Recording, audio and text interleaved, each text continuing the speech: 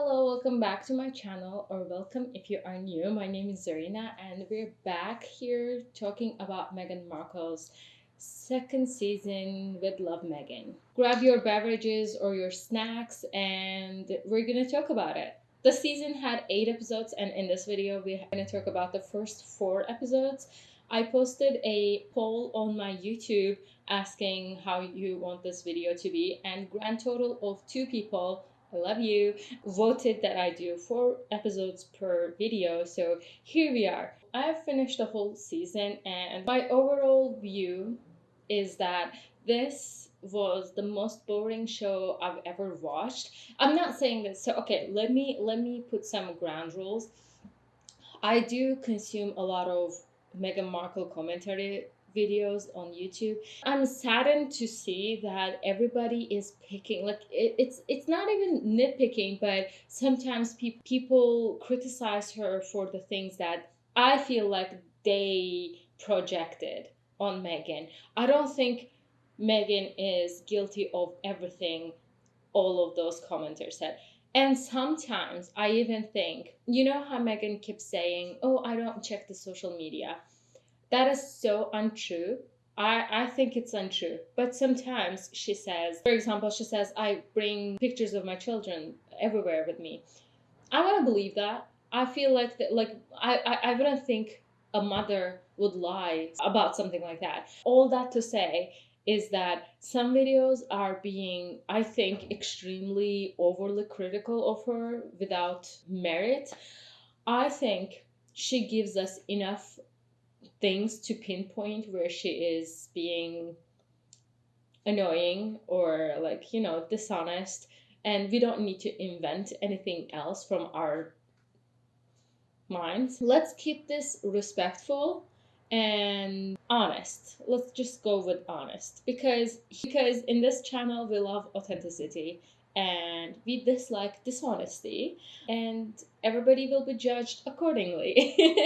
Before we get into the first episode, I had not watched season 1 and 2 were filmed all together, so I'm assuming they are really alike, like in the sense of mannerisms, I guess. In episode 1, here we had 2 guests and the makeup artist. This makeup artist, Daniel, is a friend. I'm sorry, I say friend because you know how when you get into some kind of money and you open up your business and you hire friends to work with you because you want to help them, you have the means and you want to help them. That's one thing. But if you are friends with somebody you hired later, like you hired someone and you became friends with them, I don't think that's a friendship. I mean, it could be like, you know the power dynamic. I don't care how honest you are with each other. There's always that, like, small part, like small smidgen of power dynamic that you cannot. There are some boundaries you cannot cross. So I find it extremely hard to believe that you're friends. He's being paid to be your friend. I'm sorry, that sounds so bad. I I understand, like I don't have many friends either, so I understand having, like, making friends is hard, it is. Keeping those friendship afloat is a whole another, like, a thing that you need to do, because we're adults, we have our own lives. You need to make time to nurture that friendship. So I understand it's like difficult to have a friendship. And and you would think that, okay, they spent so much time together because he's her makeup artist, they're together all the time, so they would build a relationship. But, like, I don't know, I'm like 99% sure that if he wasn't hired by her and they didn't get to talk much, they would their friendship would fizzle out. And it's not a bad thing. It doesn't mean that your friendship isn't strong enough, but, like, to keep the friendship going, you need to have that need to call them again and ask them how they're doing. I, like, sometimes I can talk to some of my friends only, I don't know, every 3 months. That doesn't mean we're not friends, or I don't know, like it's really difficult because we're adults, we have everything, like we all have things going on, so you need to make the time. And if you're far away from each other and you don't make the time, I don't think that was a like good enough, like close enough friendship. So mm, I don't know, I don't know, that's like I am empathetic to her because she doesn't, I feel like she doesn't have many real friends. But at the same time, I'm like, you had such a huge family, you like single-handedly broke off. So do you really deserve my sympathy? I don't know, I don't know. Oh my god, I'm looking at a article where they listed her guests, and they listed the guest with an alphabetical order. Are you fucking kidding me? Why would you do that? Anyways, in the first episode, we had Christina Tosi, Daniel Martin, and David Chang. So Christina and David are actual chefs, and they were there to teach her bunch of meals. She would get everybody to do some sort of DIY activity, which I loved all of the DIY activities. I wish that I could get to do all of those. Megan, you can befriend me. I will play house with you all day long. I love all of those things. I love baking too. I find it hard, but I love baking. I hate cooking, to be honest, but I love doing all the DIYs. Megan, hire me, please. Uh, anyways, so she tells them, the guests, that they're gonna make flower arrangements, and somebody on the background goes, "Oh no!" And then, oh my god! And this one thing also annoyed me so much. There are so much music on the background. It's like they are filling in the like quiet parts of the show with music. I'm like, no, I don't want to listen to music. If I want to listen to music, I will listen to my own music. Give me something substantial. I don't want to listen to music or watch a montage of like pretty clips. One thing I like about the montages with the music is the dog shots. We get a lot of shots of the guy. That's his name, Guy. You know how Megan changes personas? I would say it's a persona that, you know how she was really soft spoken when she was doing the engagement, and then she turned into this eyebrowy hateful face with Oprah interview. Like those are all personas, and now she's like upbeat. She does this all the time, and she like jumps around, like acts like carefree person right now. And this with this clip, I will put the clip if I can. I'm not sure if it's going to be copyrighted. If it is going to get copyrighted, I'm just going to put the minute, like on which minute it was on Netflix. Oh my god. I love your love of scarves. So I decided to make some. There was this moment that she brought out this persona that I've only seen her do once so far. Maybe she has done that before as well, but I think it was the Suits time. She was in a not late night TV show, and she was like, "You can pinch me, I'm real." In that interview, she was like, "I was there." I grew up on the set of Married with Children every day after school for 10 years. I was there. Wow. I know. I was there. Wow. That face she made, like that's a persona that she makes. And I feel like before, when she was a when she was an auditioning actor, she kept saying that phrase so many times. When she was an, like up and coming actress, I guess, in Suits. She was leaning more into being the sexy person, which I think it would work perfectly for her. She's really beautiful. She has a nice body. Like, yeah, it would really work for her. Anyways, she had that skimpy, is that the word? She had that persona. I feel like she brought out that persona again in here, and she said, "So I know your love of scarves, so I decided to make some." Like, why would you say it like that? There, like, you have literally no reason to be speaking like that. Oh my god. I love your love of scarves. So I decided to make some. She makes everybody like personalized gifts. I love that. I feel like that's a genuine thing that Meghan loves doing. Even though she doesn't, I feel like she doesn't have real friends. Whoever is the friend of the day, she loves making gifts for her. And I understand like friendships build over time. So they could like this could be the first day that they started talking, and it will grow into a nice friendship maybe. But I feel like they're like really busy and popular people, so I don't think you guys would have the time to just sit around and drink some martinis and chit chat all the time to be friends. I feel anyways, they go out to do flower arrangement, and she says, oh, choose the vase that speaks to you. And then everybody chooses one, and two of the vases were cracked. It had a crack underneath, and then it's not about the perfection. Then why were you talking about choosing the one that speaks? Like the one that spoke to her was out of commission. I feel like this flower arrangement activity was not in David's interest. Like he did not want to do that, and he just made something small. He made something very simple, and then he brought out the some sort of Japanese way of doing something, and said, that's actually samurais. Like samurais are known for the calligraphy and this flower arrangement. And Meghan goes, oh my god, guys, am I a samurai now?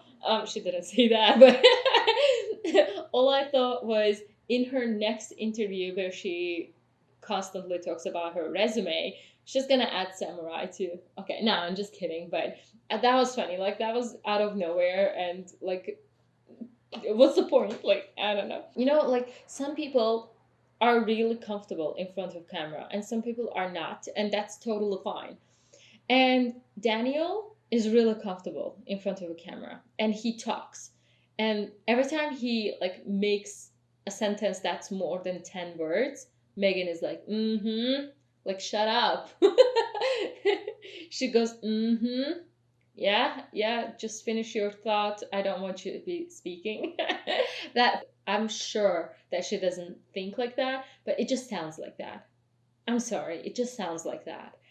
And there's a clip where Megan's mom speaks, and she like shoots her these sharp looks, like death stares.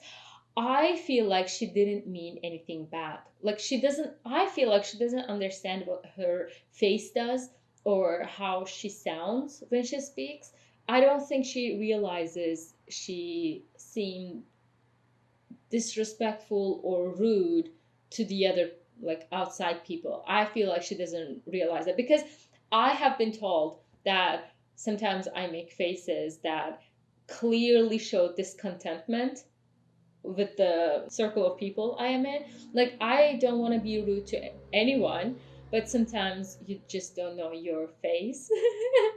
You just don't know it. Like so I feel like Meghan doesn't know how she comes out, like how her words come out or what her face does sometimes. I don't know.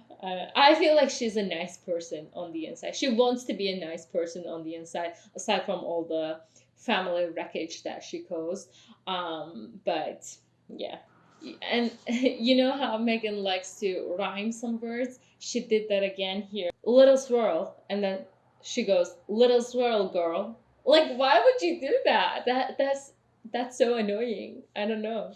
That doesn't hurt anybody. I know that doesn't hurt anybody. I just find it annoying. They started making some s'mores, and these two chefs wanted to be in different teams, and Meghan is like, "Oh, it's the same s'more. Like, why?" Meaning, like, there's no need to compete. Girl, these are chefs. Their whole mindset is competing against time, against other chefs. This is how they work. This is not like some house that you play. that what you clearly do, Megan. Through the whole season, I feel like there were so many weird sound cuts, sound bites. It was cut so weirdly. Like she says something, but then it cut. Like it is so jarring when it's like playing on the background, it doesn't really bother. But when you're paying attention to the audio and everything, like the production of it, it's really jarring. There were so many weird shots. There was this 9 second long of a shot that they were shooting a cabbage for 9 seconds long. Like Cut this off, okay, and wash these. We'll make some meat wraps. Oh, for the steak, great. Isn't that beautiful? So beautiful. That'd be a great lipstick. why? I feel like they have bunch of different shots, and whenever they need to add some voice, like Megan saying something, for example, they use those shots and just add the voice, and it wasn't even said in that moment. By the end, they were sitting outside and making s'mores and talking to each other, and those two chefs, David and Christina, talk to each other in a way that, like, I can see their friendship is more real than Megan's and Daniel's. That was the first episode, and it was honestly painful to watch, but I didn't know what was expecting me in the upcoming episodes. Episode 2 had our favorite internet bully, Chrissy Teigen. If you don't know who Chrissy Teigen is, you're lucky.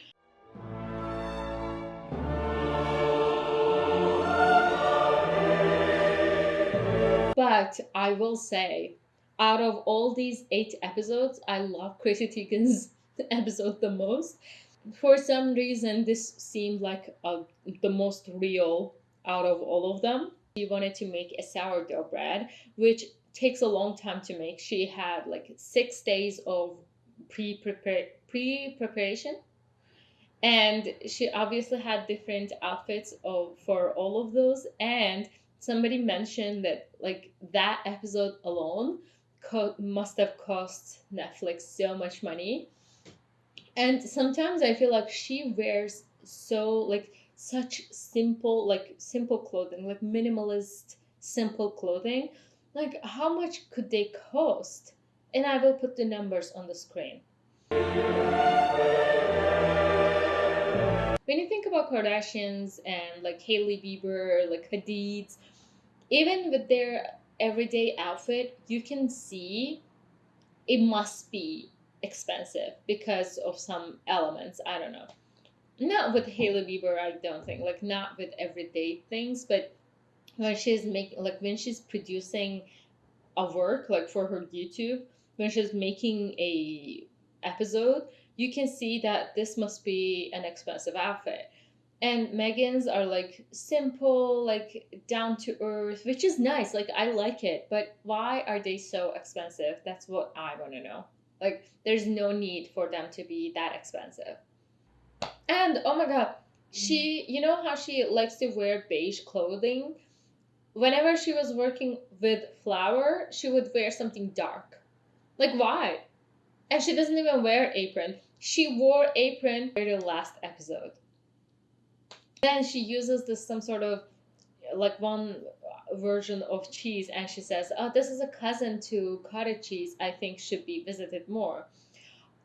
I feel like when you're Meghan Markle, who like separated the whole family, I don't think you should be making references with like visiting cousins. I don't think I don't think you should be doing those.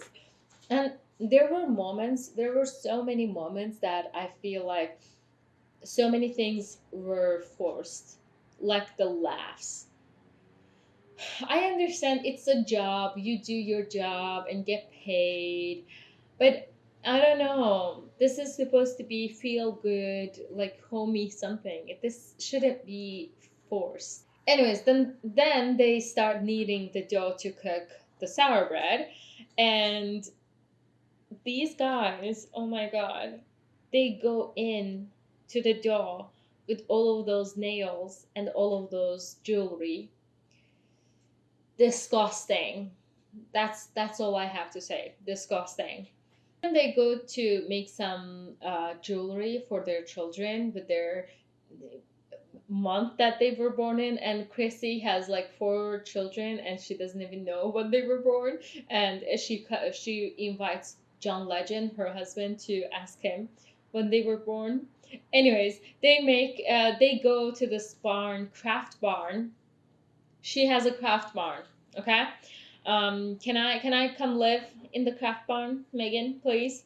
Anyways, they go to a craft barn of Megan's, and Chrissy is so happy. I feel like this whole season, Chrissy was the only person that had this much fun. She actually enjoyed her time, I feel like.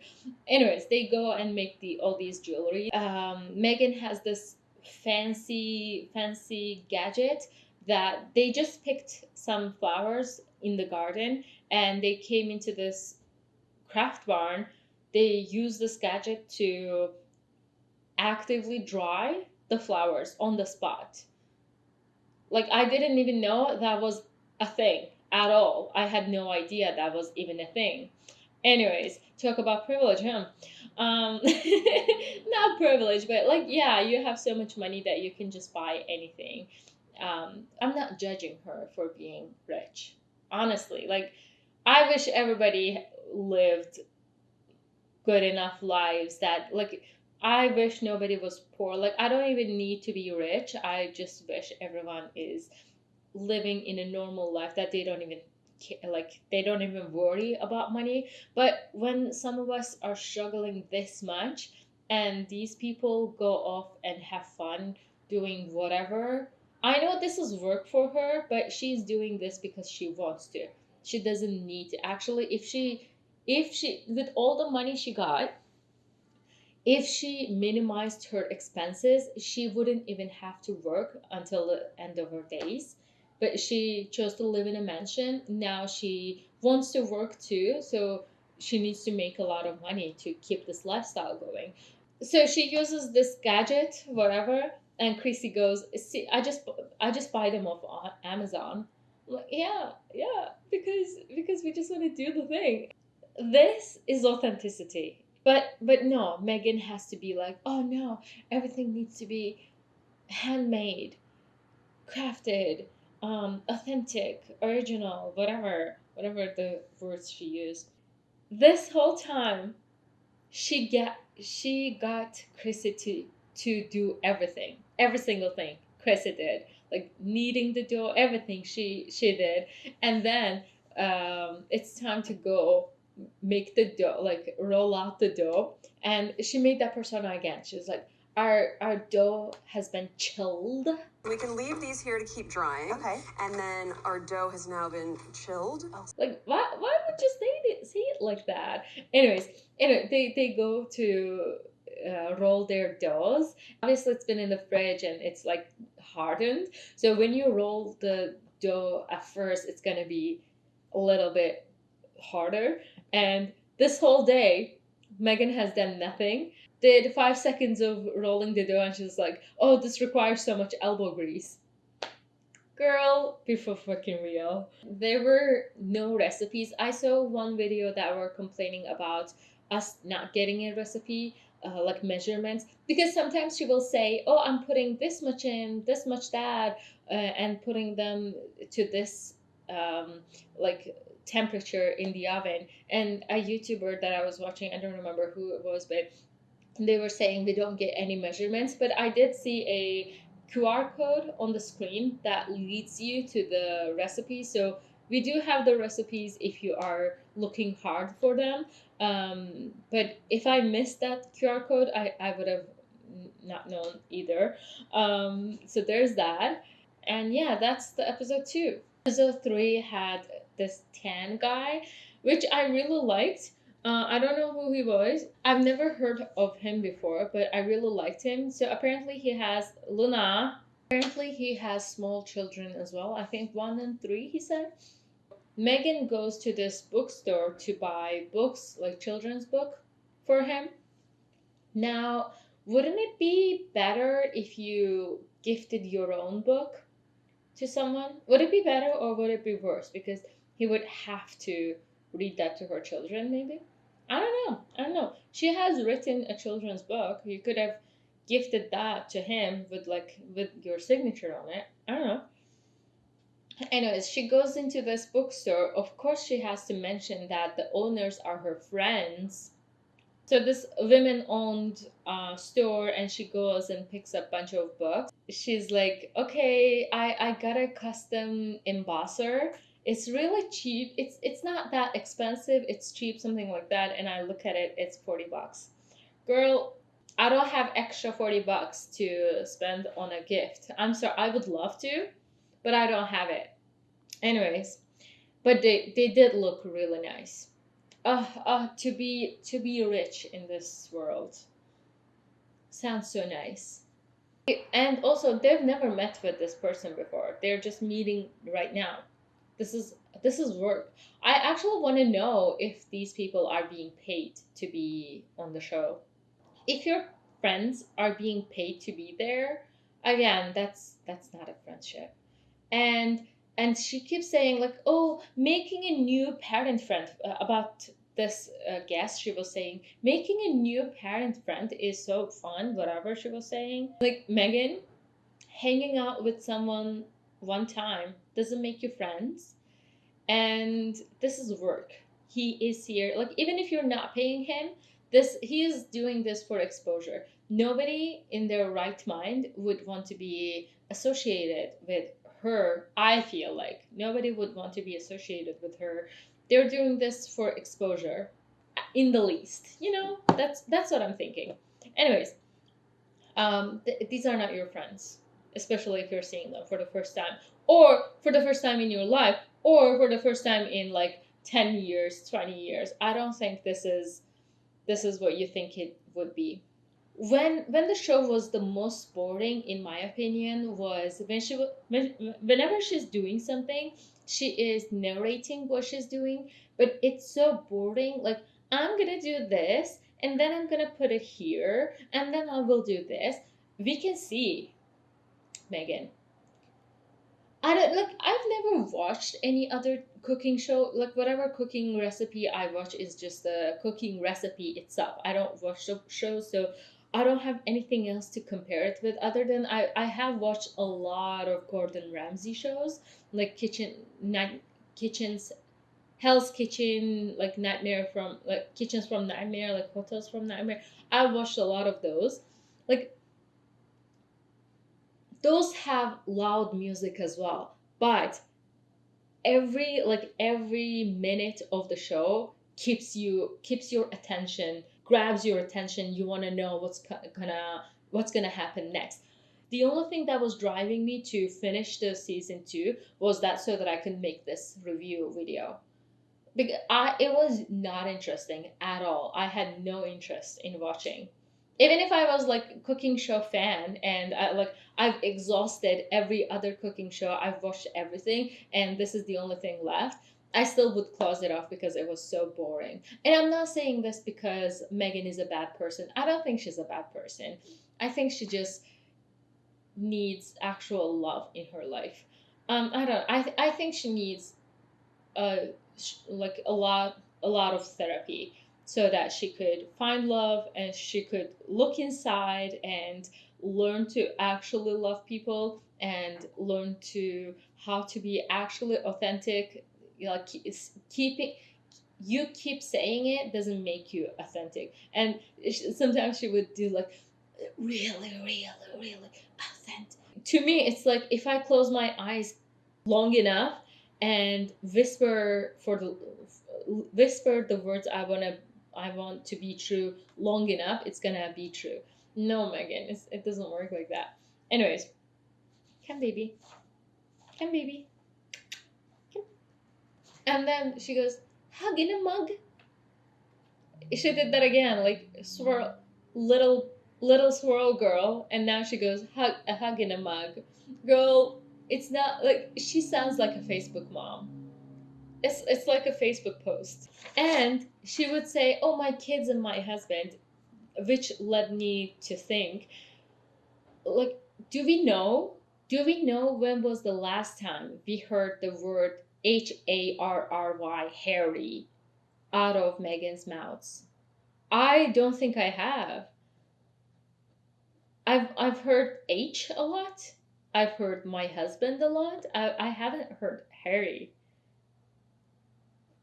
You know, you know, I usually call my husband as well. Like I don't usually go in a sentence, oh Mamad is that, like you don't know who Mamad is. So I'm gonna say my husband. And when I do talk to people who know who Mamad is, I usually like, because my husband's native language isn't English, his name is translated into English in a different way than what I am used to saying. Like his actual name in my language is doesn't sound anything like it does in English. So to me it's foreign to say, like it to me it's like Mamad is a totally different person. Sue me. That's just the case. So like I prefer to say my husband. So I'm trying to see it from her point of view. Like why would you say my husband or H instead of Harry? Because everybody knows who Harry is. Everybody knows. Some people say she is dehumanizing him. I feel like that's just a reach. I don't think she is actively trying to strip him of his name. I don't think that's I don't think that's true. Um, but she wants it to be authentic. I don't think they call each other M and H at home. I don't think they do. Harry clearly calls her Meghan all the time. They were decorating this toast, was it? And she put some flower sprinkles over the thing. And Tan, finally, one person called her out. It's like, this is the gayest shit I've ever seen. And that was just funny to me.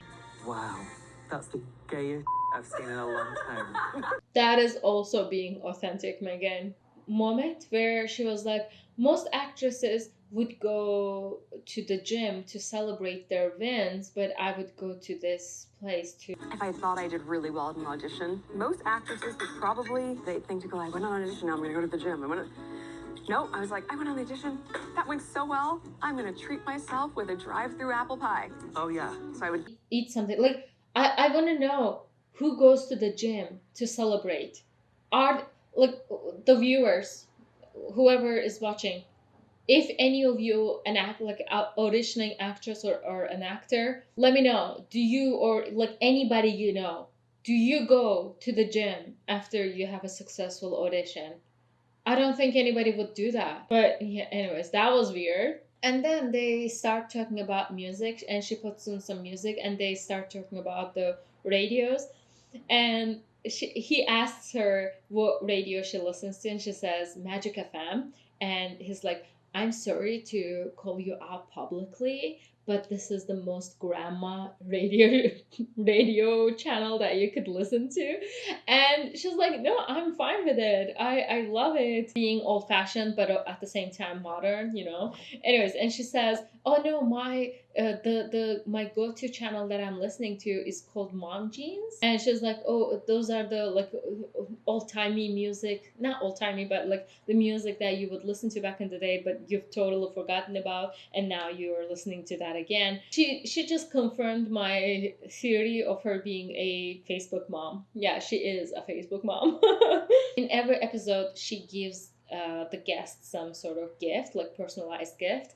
And with this guy, she shows the segment her, oh, I sometimes when I like something I buy it and find like wait until I find a person that would make sense, like if they would like it, I will gift this to them. And she had this spice thingy in her possession, I guess, and she decided to gift this to him. And the sparks in this guy's eyes, I'm like, this, like, everybody reacted to their gifts so nice, like they were also positively surprised. Everybody loved their gifts, and this guy actually was gonna cry, which is really sweet in my opinion. He really really liked it, and he was like, this is a kind of thing that you would pass on to your children. Like this is a family heirloom kind of thing. And I don't know, Megan really understood the magnitude of what that means. I don't know if she really understands the, the family tree, understand, because she she cut off her own family. She ripped this guy out of a monarchy. It's not even like, like one of those powerful families that you just break off. This is a whole ass monarchy that everybody is fan of. I don't think she understands how those family things, traditions work. I'm not the one to follow through every single tradition. I feel like some traditions are bullshit, but when things like, I'm also a sentimental person. She's a sentimental person. She should have understood that. But anyways, like I'm a sentimental person, and I love like family heirloom stuff. I love that. They go down to the beach to have some chai with the pie. It's so annoying. Her rhyming stuff is so annoying. Anyways, that was the end of episode 3. And episode 4, the last episode I'm gonna cover in this video. Let me just remind myself who the guest was. This is my notes, by the way. Yeah, I have a bunch of papers. I could have had a commonplace notebook, but no. This is fun for me. Anyways, let me just remind myself who the person was. The person was Samin Nostrat. I think this episode was one of the boring ones. Not because of the guests. I feel like she had fun. I feel like she was like, oh my god, what is this heaven for a chef? This is a heaven for a chef because, this is a set. Meghan does have the facilities to provide everything a kitchen set would need. It's not like our homes. I don't have many notes on this episode because it was so boring. I'm sorry. She wasn't boring. The episode overall was boring. I'm sorry. In my notes, on 15-minute mark, I've noted down that I'm bored. I'm so bored. There was this moment where Samin is talking about how a food, like this certain food, makes her feel, and like the moment she pauses like a millisecond in her sentence, Meghan tries to continue her sentence, and yeah, like leave it up to Meghan to tell you how you felt about a certain thing. She does that all the time. In every episode, there is like pre-made thing that there's a portion of the episode that she makes the thing on her own, and it's like pre-filmed, like before the guest came over. Anyways, she's making this chicken. There's a chicken, right? Throughout the whole segment, she called the chicken a lady or a bird. Why would you do that? We're gonna make this lady, put this over the lady, make the bird stand like this, make the bird do this. Like, why do you not call this a chicken? That was so fucking weird. And then she keeps saying it doesn't have to be difficult. It doesn't have to be like hard. It's easy, it's easy. She kept saying it's easy to make. First of all, no, it's not easy. Some things are difficult to make. You can make it be easy, but there won't be any of those like magic that's gonna happen. What makes it hard isn't that you lack mobility or a financial situation to buy something.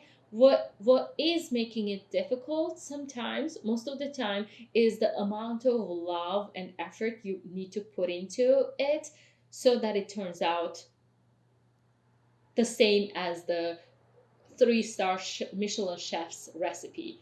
You know what I mean? I don't know. I don't even know how to explain it. Like, just because something is easy for you, it doesn't mean it was difficult for others, you found this magical way to make it easy. Everybody knows the easy way. Everybody can do it the easy way. If we're choosing to make it the difficult way, it's because we want it to give us something different as a result. I hope that made sense. And then there was this moment when the chef was preparing something and she was asking for some sort of sugary syrup, like honey, like she said, honey, agave, like whatever syrup. And then she said, and she mentioned like some sort of different syrup that you wouldn't usually have at your home. And Megan was like, "Yeah, all of it. We have all of it." I'm like, "Yeah, that's probably true that Megan had her assistants, I guess, like production crew, have everything readily available in the thing." I just like, doesn't she understand how privileged that situation is? And why wouldn't you just acknowledge the privilege you have? I know why. Like, it's because if she acknowledges the privilege, she will have to acknowledge why she has that privilege. And we all know why. And then uh, this chef made this salad, and at the end of the shot, you could see Megan sneakily put her flowers on top of the salad. Girl, this is not your recipe. Anyways, my last note of this episode is that the most boring 30 minutes of my life, and I've read some boring shit. Imagine. Anyways, that was it for this video. I'm gonna talk about the following 4 episodes in the next video. Stay tuned for that. I'm gonna take a break, do something, and come back to film the rest.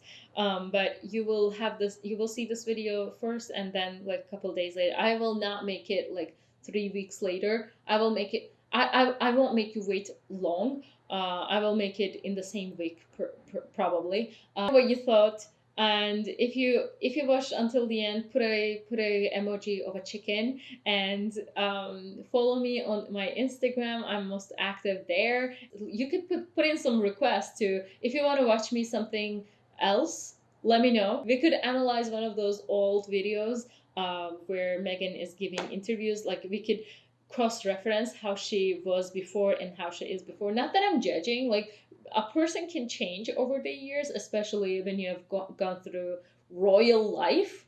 Like something's bound to change. So anyway, it's just fun to compare. We could do that.